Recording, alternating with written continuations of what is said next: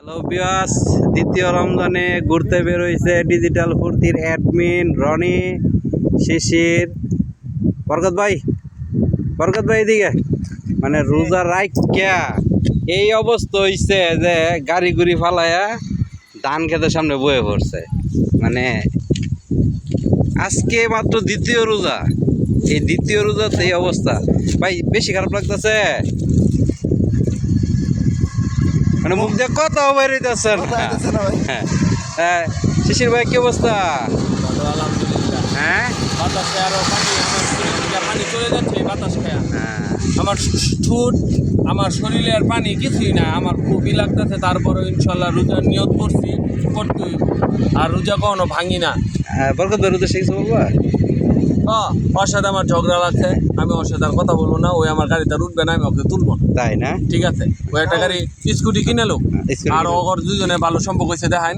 আর এখন দুজনে ভালো প্রেম হয়েছে, তালই মালই তালই পুত্রা হয়েছে। এবার ঈদে পাঞ্জাবি কিনা দিব, এই যে হ্যাঁ। আর হ্যাঁ আমার ছেলে যে হয়েছে এরও পাঞ্জাবি শাড়ি এটি কিনা। আচ্ছা আচ্ছা এটা পয়সা আমারে কথা দিচ্ছে রোজার মধ্যে। ঠিক আছে, যদি রনি পায় তাহলে রনির বউ পাইবো, রনি দুটা বাচ্চাও পাইবো, পাইতে পারে না? এর মধ্যে কিন্তু আমিও কিন্তু রনির এক হিসেবে আত্মীয়, আমারও দিতেই। আচ্ছা ঠিক আছে, এটা না দিলে আমি মসজিদ মাইকে উঠিয়া যদি সানডেতে দিন আমি এগুলা বলবো যে সে 2 নম্বর লোক। ঠিক আছে, আর এবং কি আকিকাও দিব সে কিছুদিন পরে তার নিজের নামে। বরকত ভাই কিছু বলবে? আমার ইটটাই করা হবে, বাড়ি চলে যাবে? বাড়িতে ওই না বক্তব্যের ধরন দেখে বুঝতেছে না।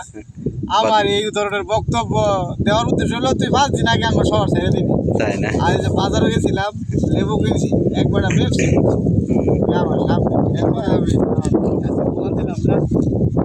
আচ্ছা এই যে দেখেন দর্শক, গ্রামের পরিবেশ কত সুন্দর। নতুন ধান লাগাইছে, গ্রামের রাস্তাগুলো পরিবেশগুলো খুব ভালোই লাগে। 2টা গাড়ি নিয়ে আসছিলাম, সাথে আরো অনেকে আসার কথা ছিল, কাজের ব্যস্ততার কারণে আসতে পারে নাই। তো গ্রামে ঘুরতে ভালোই লাগে। রোজা রাখছেন, ঘুরবেন। এর লেগে